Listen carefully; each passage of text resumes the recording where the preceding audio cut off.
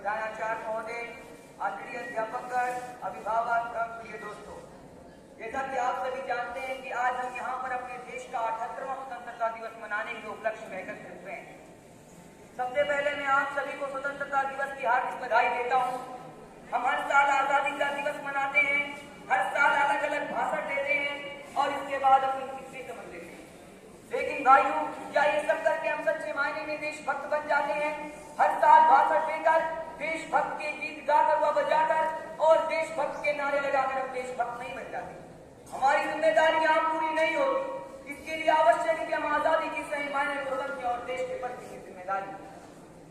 आजादी के इतने वर्षों बाद भी आज बहुत से ऐसे पक्ष हैं जो हमारी आजाद भारत की कल्पना से परे। समाज में आज भी अशिक्षा, बेरोजगारी, मानव तस्करी, गरीबी, बाल मजदूरी, भ्रष्टाचार, बेईमानी आदि समस्याएं छुटकारा पाना बाकी।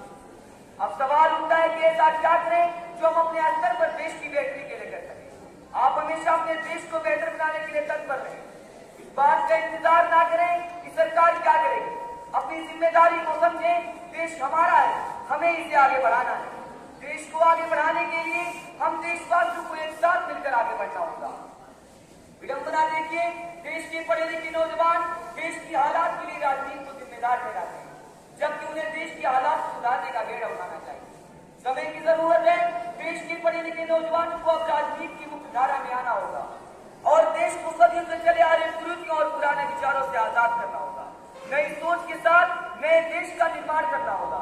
इसी के साथ कुछ पंक्तियों के माध्यम से मैं अपनी वाणी को विराम देता हूँ। सुंदर है जग में सबसे, नाम भी न्यारा है। सुंदर है जग में सबसे और नाम भी न्यारा है। जहाँ जाति भाषा से बढ़कर देश प्रेम की धारा है। निश्चल पावन प्रेम पुराना वो भारत देश हमारा है। जय जय भारत।